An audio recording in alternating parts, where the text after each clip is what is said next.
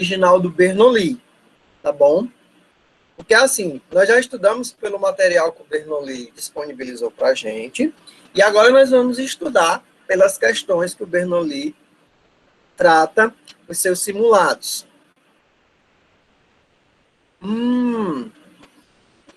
Marina, muito bem. Agora eu vou dar continuidade e eu não passo de hoje essa questão aí, não. É promessa. Não vou passar de hoje essa questão, não. Mas eu vou dar bem aqui continuidade aqui com o meu simulado, viu? Porque nós já estamos bem pertinho do simulado. E deixa eu ver aqui, 17. Daqui a um mês, dia 17 de abril, eu vou estar tocando essa música de aniversário, né? Vou botar aqui na minha agenda aqui a Marina. Fazer uma vídeo aula de resolução de questão no YouTube para a Marina. Pronto, está aqui anotado. Cadê o link? Cadê o link?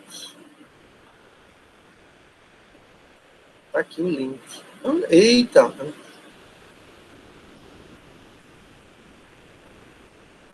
Eu compartilhei o link. Compartilhei, sim.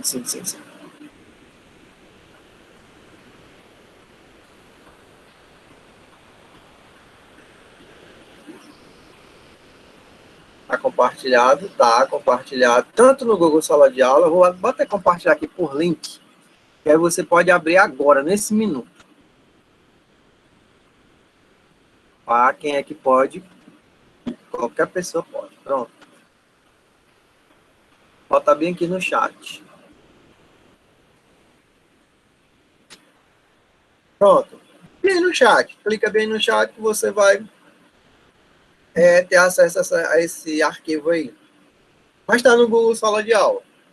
Tá? Eu vou fazer a leitura da primeira, só da primeira que eu vou fazer. E aí depois a gente vai solicitando aí as pessoas para fazerem a leitura das próximas questões. Nesse nome aqui está cortado. Deixa eu ver como é que eu faço. Ele descortar. Descortar, olha. Não, esse aqui vem para cá e esse aqui vai para lá. Será que dá certo? Acho que vai dar certo. Deu certo aqui, aparentemente. Só que lá ele tem que aumentar a tela.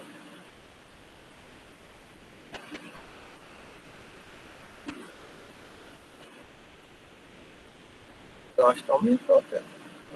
Pronto, bora lá.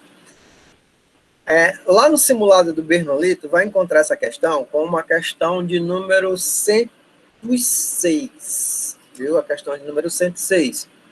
Tá? Quem for estudar pelos simulados anteriores, que está disponível no seu Google Sala de Aula, vai verificar que essa daí é a questão de número 106.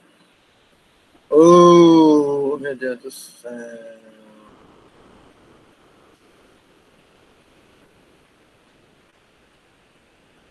Não, essa daqui não. Fecha essa daqui.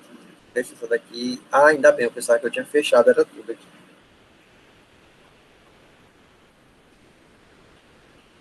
Pronto. Pronto, baixa bem aí. A temperatura de ebulição da água, a pressão de uma atm é de 100 graus Celsius. Até o ensino fundamental sabe disso. Em um experimento realizado ao nível do mar, ao puxarmos um pouco de água quente, 50 graus Celsius, para dentro de uma seringa, essa água ferve se imediatamente tamparmos a ponta da seringa com um dos dedos e puxarmos o êmbolo conforme a figura a seguir. Eu particularmente, quando eu vejo uma questão dessa daí, eu fico procurando raciocinar o que acontece passo a passo. Gente, eu me lembrei que eu tinha feito um emojizinho também da minha caretinha. Tá aqui meu beat emoji aqui também, viu? Ó, dando tchau para vocês. Só que esse aqui ele tem cabelo. Bora lá. Então, a água tá quente. Água quente, 50 graus Celsius. Aí você puxa um pouquinho de água. Aí tampa. Aí você puxa mais o êmbolo. Tá. Nessa situação, o motivo pelo qual a água ferve dentro da seringa é... Então, ele já está dizendo que a água ferve dentro da seringa. Tá? Por que será que essa água vai ferver dentro da seringa? Ora, a água estava a 50 graus. Você puxa a água e depois você estica, tipo assim, você dá mais espaço, dá mais volume para a seringa. Tá? Eu estou até começando aqui a definir. Qual é a letra que você vai colocar aí, ó? Letra A temperatura de ebulição da água cai, já que a pressão sobre ela diminui. Pelo amor de Deus, o George, o dos Anjos, fala direto disso aí, é gases. Essa questão a gente não estudou recentemente, tá? Mas eu fiz questão de trazer para cá porque ela é muito fácil para quem entende essa história de pressão, volume e temperatura. Marca bem aí se você acha que é a letra A. Bora lá. Gás oxigênio, antes dissolvido na água, sai da água quente na forma de bolhas. Como é o nome desse processo que tem a separação de fluidos, hein? Do gás com a água? Não lembro não, isso aí é química. Tá? Isso aí eu vou logo descartar. Eu vou logo descartar isso aí, porque eu não estou falando de separação de gases. Então, vou continuar aqui até agora com a única coerente, a letra A. A letra B eu achei ela muito absurda. A letra B. A letra C. O volume de vapor de água produzido diminui com o aumento do volume dentro da água. Gente, massa é massa, não adianta. Se está na forma líquida, gasosa, massa é massa. Letra D, pressão atmosférica diminui, causando a redução da temperatura. A pressão atmosférica diminui, causando a redução da temperatura. Como é que ele está dizendo que ele vai ferver e a temperatura vai diminuir? É incoerente isso aí. Ele disse aqui, ó, vai ferver. Nessa situação, o motivo pela qual a água ferve dentro da seringa. Então, se a água está a 50 graus e aí ela começa a ferver, com certeza que essa água não vai reduzir sua temperatura. E letra E, temperatura da água aumenta até alcançar o seu ponto de ebulição, a pressão de 1 atm. Pronto, gente, eu dei aí para vocês duas alternativas apenas, a letra A e a letra E. Vota aí no chat para mim. Por favor, participação popular. Só bota aí, ou letra A ou letra E. Bom dia, seu Alan, dona Ana Cecília, Emily, Eclis, Eduarda, Fabi, Gabriel, Jaciane, José Neto, Linda, seu Marcos, Maria Eduarda, dona Ribeiro, bom dia, dona Júlia, dona Rosa, bom dia, Marina, Máximos, bom dia, Naila, tudo bom? E Naila, teu antigo professor ficou doente, viu? Orleane, bom dia, Pedro, Raíla, Silvia, Soliane, Tuane, Vicente, menino, mas essa sala tem gente, graças a Deus.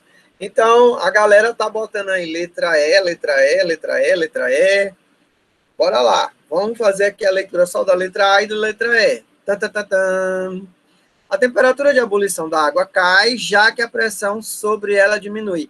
Ah, tá. A temperatura da água aumenta até alcançar seu ponto de ebulição, a pressão de 1 atmosfera. Mas o que foi que aconteceu?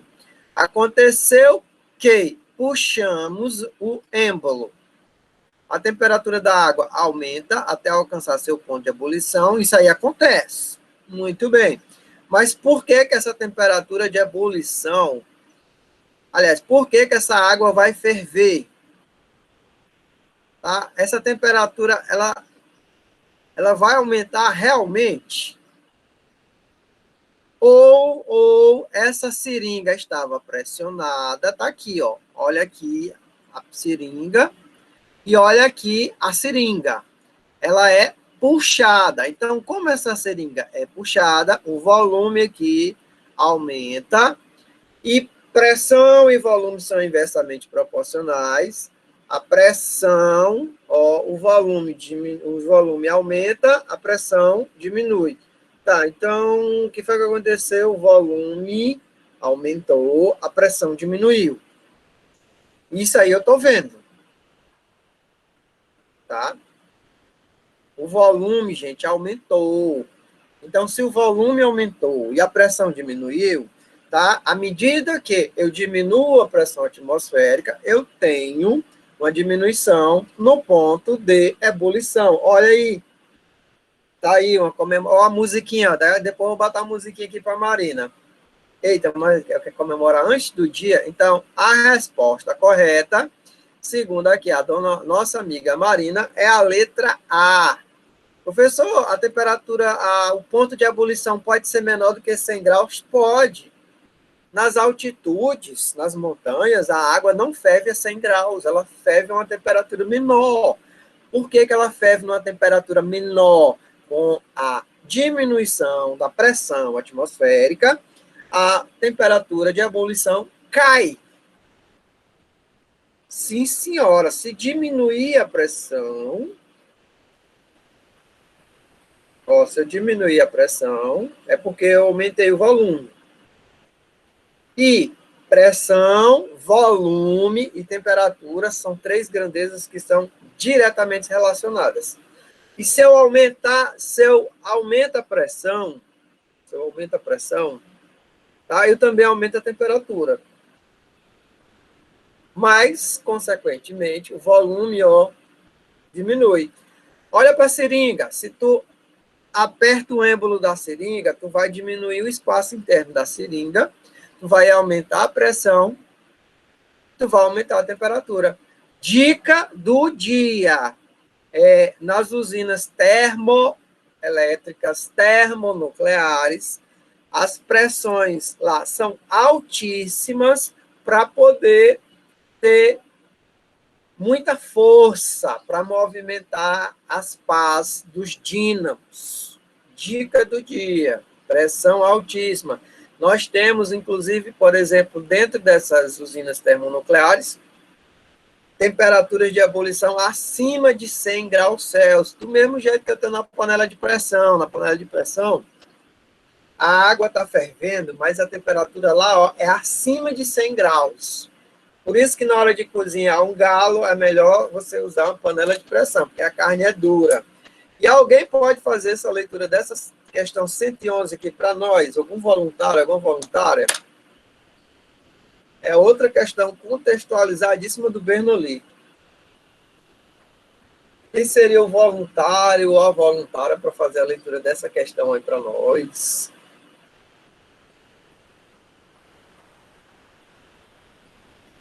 Opa, apareceu aqui o voluntário, o Pedro. Pode ler, Pedro, fique à vontade. Certo. Questão 111. Termostatos mecânicos são dispositivos comuns em fornos de cozinha e possuem a função de evitar que a temperatura de um sistema exceda limites predeterminados. Para tal finalidade, esse dispositivo é composto por dois elementos, um responsável por controlar a variação de temperatura e o outro por indicá-la.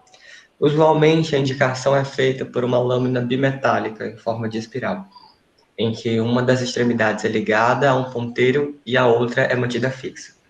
Considere que os metais da lâmina possuem, isoladamente, o mesmo comprimento a 0 grau. Para que o aumento da temperatura no interior do forno corresponda ao indicado pela lâmina bimetálica, o metal deverá ter... Uau! Valeu, parceiro. Valeu. Olha só. Lâmina bimetálica foi um dos nossos conteúdos estudados agora, nesse período, lá na dilatação. Tá? Você vai lá no meu canal no YouTube, você vai ver que eu não estou mentindo, está gravado. Olha só. Eu tenho metal 1, é esse mais escuro, e o metal 2 é esse mais claro. Estou enxergando isso. Tá? Obviamente, gente, que um dos dois metais vai esticar mais do que o outro, tá? Um dos metais vai esticar mais do que o outro. Olha só, isso aqui é fixo. Então, esse metal de dentro, o que é que tu me diz? Ele vai esticar mais ou vai esticar menos? Quem é dos dois que vai esticar mais? É o de dentro ou o de fora? Quem é que deve esticar mais? Ah, deixa eu ver aqui as perguntas. Bora aqui para as perguntas.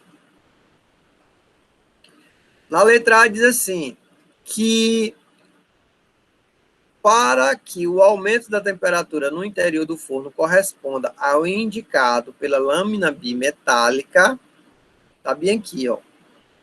Tá aqui a temperatura do forno. O metal 1 deverá ter. O metal 1 é esse de fora, tá? Então, o Pedro até falou aqui, ó. Considera metais que possuem isoladamente o mesmo comprimento. Pronto, eles têm o mesmo comprimento, mas agora apareceu um aquecimento. Tá. Para que ele tenha saído do lugar, esse metal número 1, ele vai ter uma dilatação maior ou menor do que o metal número 2? Qual dos dois metais tem um coeficiente de dilatação maior? O metal 1 ou o metal 2? Bota aí no chat. Isso, eles têm que ter coeficiente de dilatação diferentes, tá? Quando você vir uma questão de lâmina bimetálica, pode ter certeza que isso aí acontece, viu, Rosa? Questão de bimetálica são dois tipos de coeficiente de dilatação, porque são dois metais diferentes. Pronto, isso aí você já sabe, isso aí já é o correto.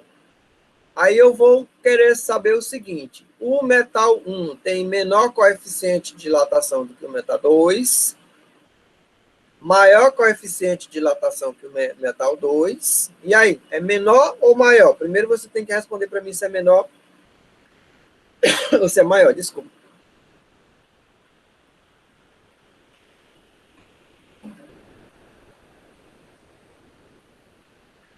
O que, Marina?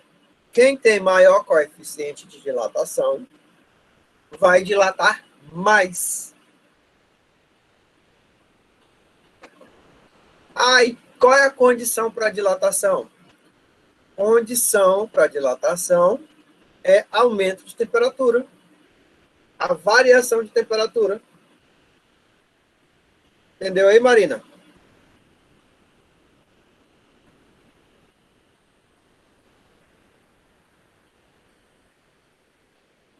Olha só, Pedro, bora lá.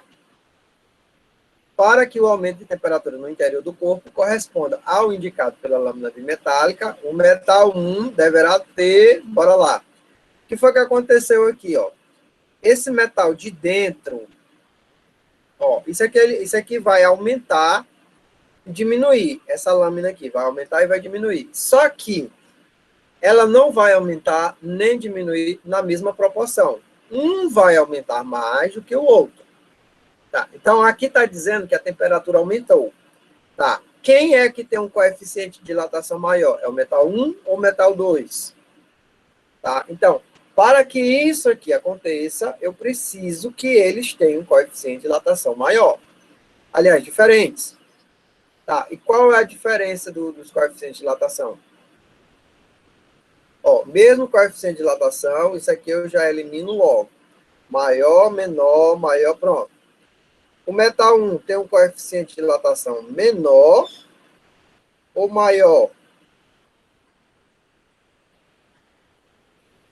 Professor, eu não entendi. Eu quero saber qual é a condição. Ora, aquele que tiver o coeficiente de dilatação maior, ele vai esticar mais, ele vai crescer mais. Quem tem coeficiente de dilatação maior. Tá. Quando esquentar essa lâmina aqui, tá? Tem um lado que quer crescer, quer aumentar, e outro lado não quer aumentar, quer segurar, quer puxar.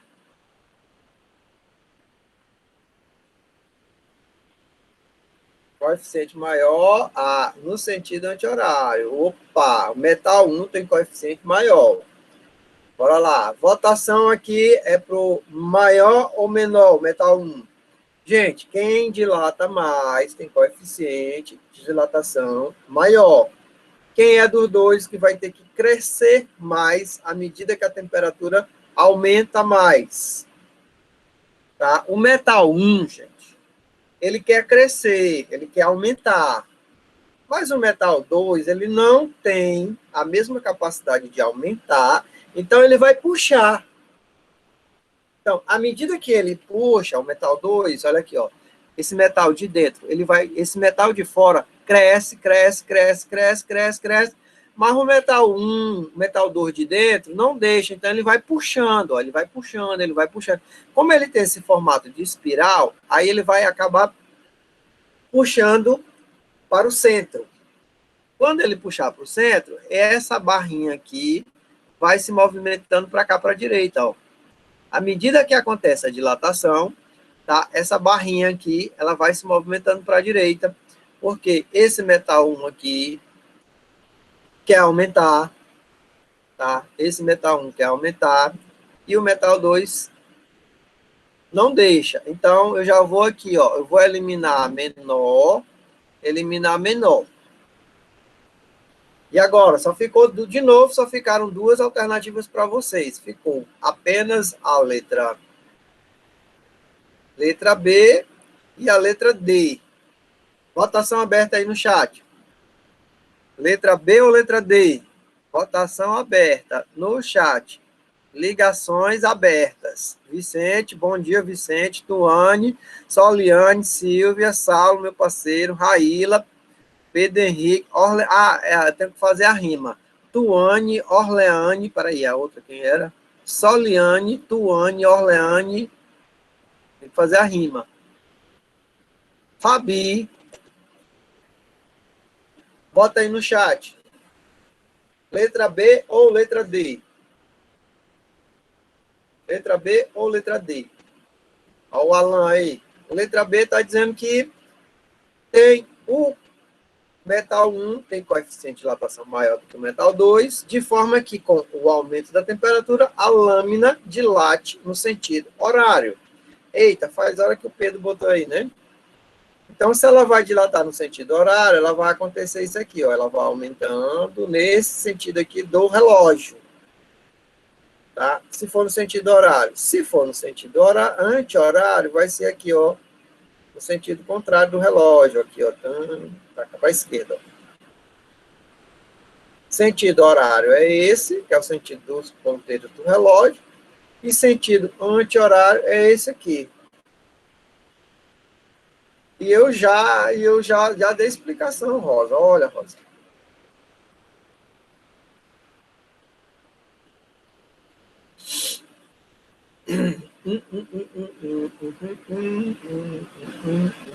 Pronto. Uma coisa eu já sei. O metal 1, ele tem coeficiente de dilatação maior do que o metal 2. Tá? Aí o que vai acontecer? Esse metal 1 aqui, ele quer expandir, ele quer crescer. Só que como ele está no formato de espiral, olha aí como é que vai ser o crescimento dele, ó. Vai ser acompanhando a espiral. Esse metal 1 aqui, que é esse preto. O crescimento dele. Tá? Então, o metal 2, ele não quer crescer do mesmo tanto. Ele não vai deixar crescer, ele vai puxar. Então, esse aqui, ó, é o vetor resultante. Esse vetor resultante aqui vai ser uma espiral indo para o centro, porque esse mostrador aqui, ele estava em zero, foi esquentando aqui o circuito e ele está se movimentando aqui, ó, para a direita. Para a direita é sentido horário. E agora, deixa eu ver, foi a Rosa. Entendeu aí, Rosa? Alternativa correta. Tá? Alternativa correta é essa daqui, ó, letra B. B de bonito. Letra B de bonito. Então, agora eu vou para a próxima questão. Opa, muito fácil essa daí. Muito fácil. Próximo leitor aqui, quem é o próximo leitor? De livre e espontânea vontade, quem será? Cadê, Eclis? Como é que tá você, meu parceiro?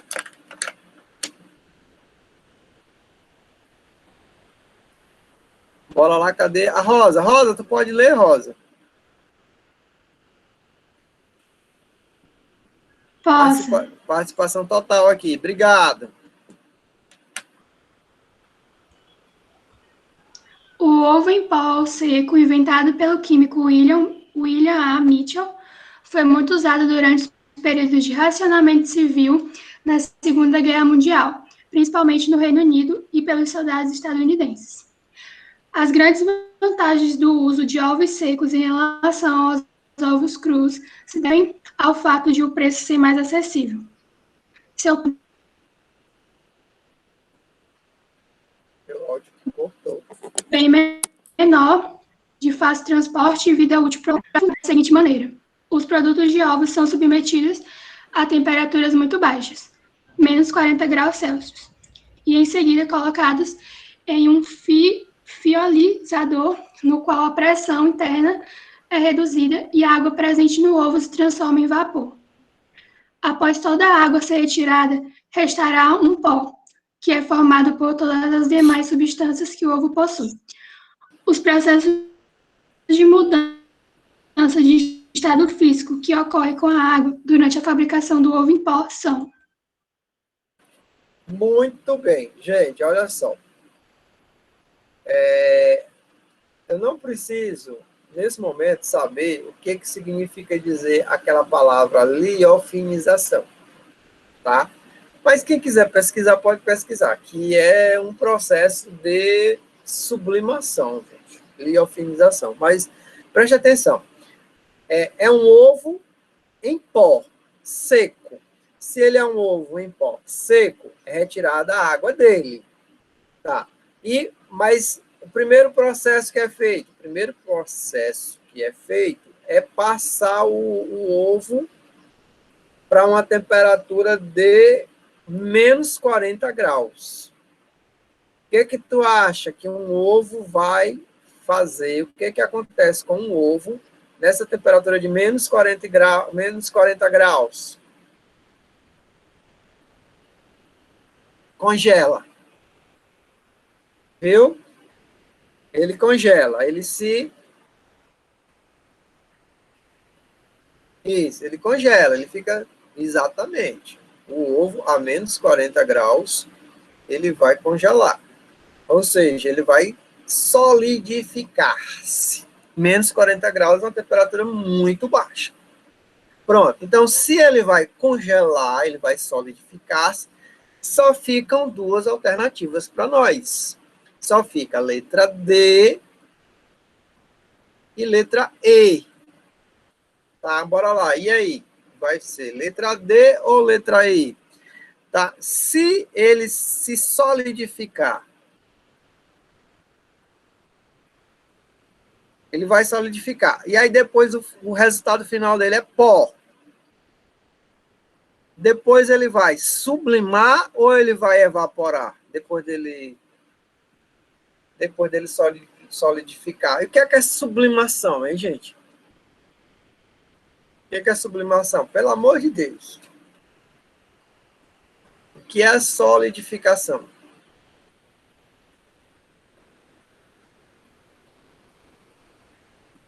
Aliás, desculpa, a sublimação. O que é a sublimação?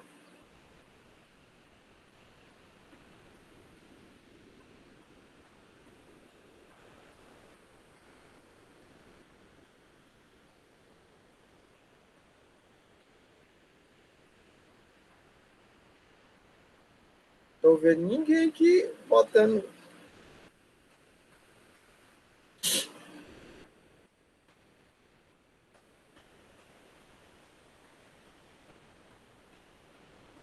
Ah, muito bem, eu vi. Olha só. Então, o que eu vou ter aqui? Eu vou ter a passagem do sólido diretamente para o gasoso. Tá? Sólido para o gasoso, na sublimação.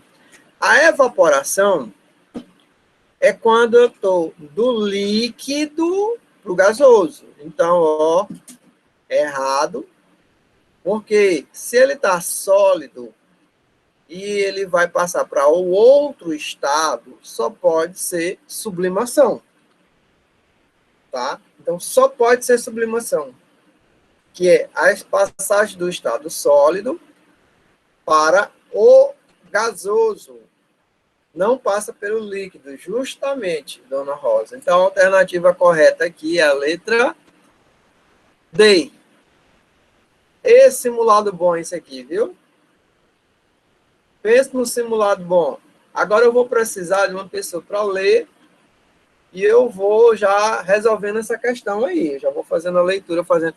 Essa questão, é uma questão que nós estudamos aqui na frente C. Módulo 2. Vocês estão lembrados do que foi estudado na frente C, módulo 2? Frente C, módulo 2. Tá? Parece que eu estava preparando vocês para esse simulado que já passou, né? Frente C, módulo 2. É força elétrica. Frente C, módulo 2, é força elétrica. Então, quer dizer que para essa questão aí, eu já vou logo adiantando, antes de fazer logo a leitura, eu vou logo aqui adiantando, que eu vou calcular a força elétrica. Força elétrica é constante, produto das cargas, módulo das cargas, dividido pela distância ao quadrado. Professor, como é que você sabe que essa questão é essa daí?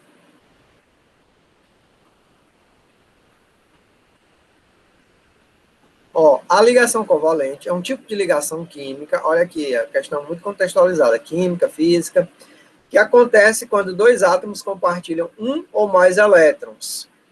O caso mais simples ocorre na molécula de hidrogênio, na qual a estabilidade é atingida quando os orbitais de cada átomo se sobrepõem de forma que os dois elétrons são compartilhados e a distância entre os núcleos alcança um valor específico, como ilustra a figura a seguir. Tá, considere a constante de Coulomb, 9 vezes 10 a nona, Newton metro quadrado, 9 vezes 10 a Newton metro quadrado, Coulomb quadrado, sabendo que a carga elementar é 1,6 vezes 10 elevado a menos 19. Então, eu tenho aqui uma carga positiva, tá? E aí existe uma força elétrica para cá, que é a mesma força elétrica para cá, e isso aí vai garantir a estabilidade. Então, se eu encontrar o valor de uma força elétrica, automaticamente eu vou saber qual é o valor da outra força elétrica da estabilidade. Tá? Então, esse elétron, ele está estável com esse próton. De mesmo modo que é uma ligação covalente, ou seja, uma ligação que dá para os dois, tá? Tem essa sobreposição, ó, tá aqui, ó. Aqui, gente, na nossa física, a gente chama isso aqui de campo elétrico. Essa região aqui é uma região que o próton atua. É a região de campo elétrico. Tá? E nessa região de campo elétrico, nós temos uma partícula, que é uma partícula que interage com as outras cargas. Que eu vou usar aqui fórmula. Força é igual a constante, vezes produto das cargas, dividido pela distância ao quadrado. Quem são as cargas? Ora, são dois elétrons, então é 2 vezes isso aqui. Tá? Bora lá, eu vou botar aqui a anotação aqui e vamos responder. Você, se quiser responder logo aí na sua casa, tá? Você pode logo ir respondendo. Então, fica força é igual a constante, tá? Aqui o valor da constante, que é 9 vezes 10 a nona. 9 vezes 10 a nona, vezes o produto das cargas. Quanto é o valor das cargas? É 1,6 vezes 10 elevado a menos 19, vezes 1,6 vezes 10 elevado a menos 19. Embora, gente, façam aí no seu seu caderno aí. Tá? E a distância, quanto é o valor da distância? A distância está aí, ó. Qual é a distância entre os prótons e os elétrons? A distância é 74 vezes 10 elevado a menos 12 metros. É 74 picômetros.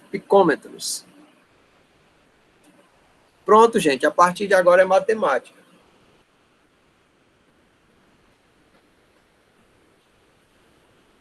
A carga que nós temos aí é uma carga de um elétron. Quanto é a carga de um elétron? É a mesma carga de um próton. É a chamada carga elementar. Viu, Rosa? Certo. Quanto é que dá esse cálculo aí, minha gente? 1,6 vezes 1,6 vezes 9. Eu vou fazer logo 1,6 vezes 1,6 vezes 9. Dá 23,04. Pronto. Como eu já fiz os números sem expoente, vou ficar 23,04. Agora as potências. 10 elevado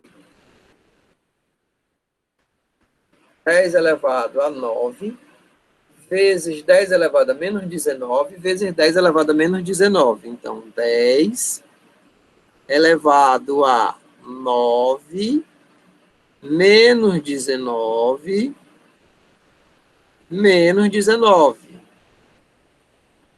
Tudo isso aí dividido por 74 vezes 10 elevado a menos 12. 74 vezes 10 elevado a menos 12.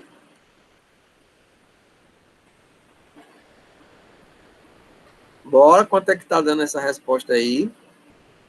23,04. Professor, embaixo.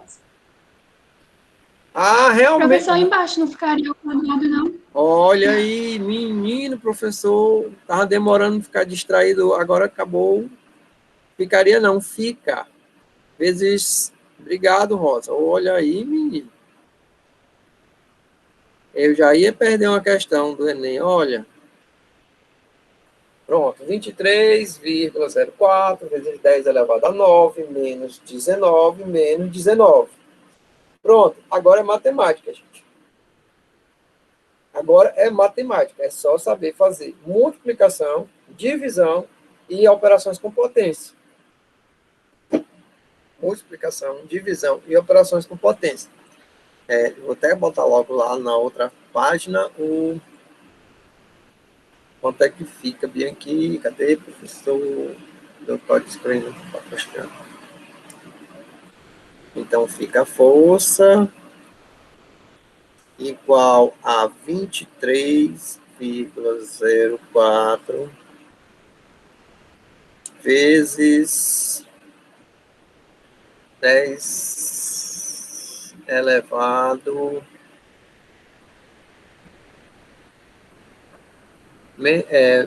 menos 19 mais 9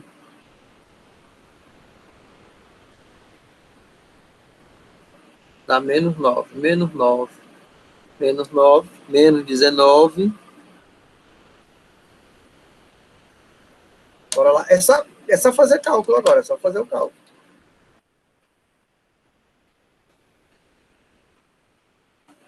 Dá menos 29, 74 vezes 10 elevado a 2, 74 vezes 74 vezes 74 dá 5.476, já botou aqui, 5.476, e vezes 10, aí eu vou multiplicar, que era 10 elevado a menos 12, vai ser 10 elevado a menos 24, né? Então, esse número aqui, eu vou torná-lo bem grandão ou bem pequenininho.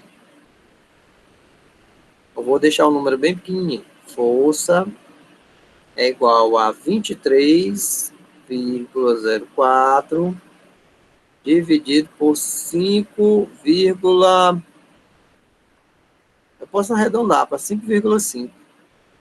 5,476 vezes 10. Bora lá. 1, 2, 3. 1, 2, 3 menos 21 vezes 10 elevado a menos 29. 23 dividido por 5,476. 5,476. 4,2 aproximadamente. Aproximadamente uma força de 4,2 vezes 10. Esse número aqui, ele está negativo, ele vai subir positivo, então fica menos 29, mais 21, tá?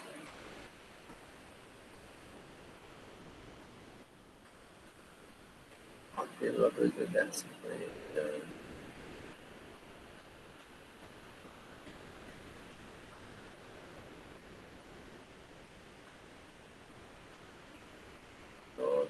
Menos 29. E Pedro, aqui é 10 elevado a menos 29, aqui é 10 elevado a menos 24. Aí, esse número aqui, ele vai subir, e esse expoente vai ficar positivo. Então, fica menos 29 mais 24.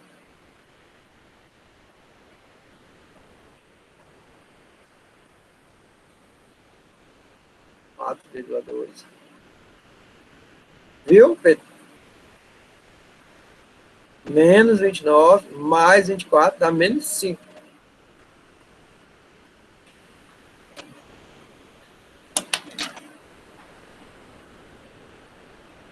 Viu?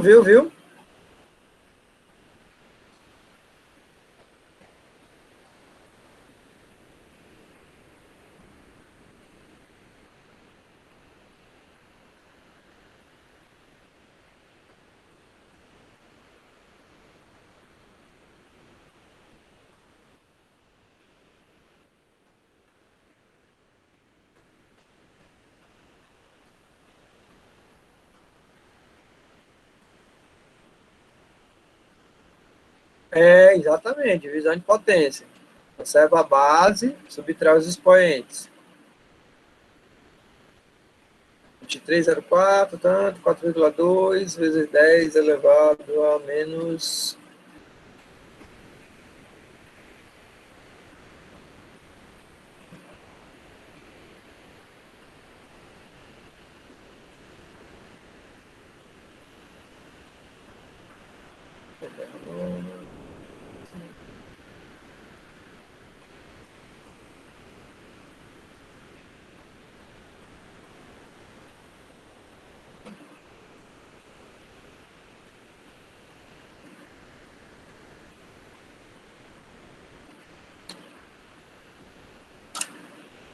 Cadê aqui a lousa?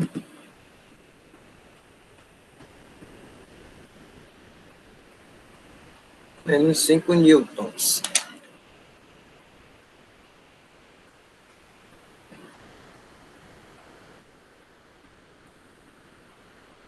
Infelizmente o tempo acabou, mas fica aí para vocês, tá? A tarefa de casa hoje é vocês têm esse arquivo aí, tá? Vocês têm esse arquivo. Vocês vão tentar responder essas questões, tá? E caso você não consiga responder as questões, você vai aqui no Google Sala de Aula, lá nos simulados do Bernoulli de 2020, tá? Você clica nesse primeiro. Cadê o primeiro? Ó? Foi esse conjunto aqui, ó. Aqui tá 2, mas esse aqui foi o primeiro. Tá? Porque aqui tem a resolução das questões. Tá certo? Tá ok? Ó, tem um gabarito. Mas primeiro você trabalha com esse arquivo aqui. Você tenta responder essas questões aqui. sem olhar para a resolução, viu? Você vai tentar responder sem olhar para a resolução. E aí, depois que você terminar de fazer, certo, errado, qualquer jeito que você conseguir fazer, aí você vai para cá, para o Google Sala de Aula, e no Google Sala de Aula você vai verificar se você conseguiu acertar ou não, tá? E o que foi que você errou. Então, hoje, de novo, você senta aqueles 20, 30 minutos no dia da aula, tenta fazer esse teu estudo agora com resolução de questões, tá bom?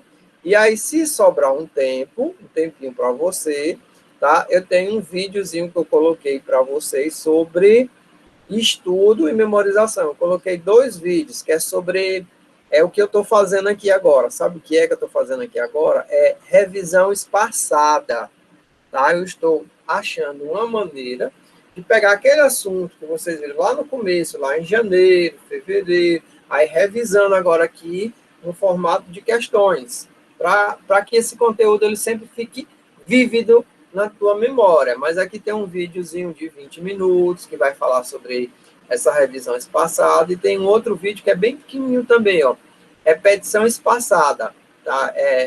Esse nosso conteúdo aqui, ele está sendo feito dessa maneira, viu? É a repetição de conteúdo, tá? Espaçada ao longo do tempo, para não cair no esquecimento. Um grande abraço, viu, seu Alan?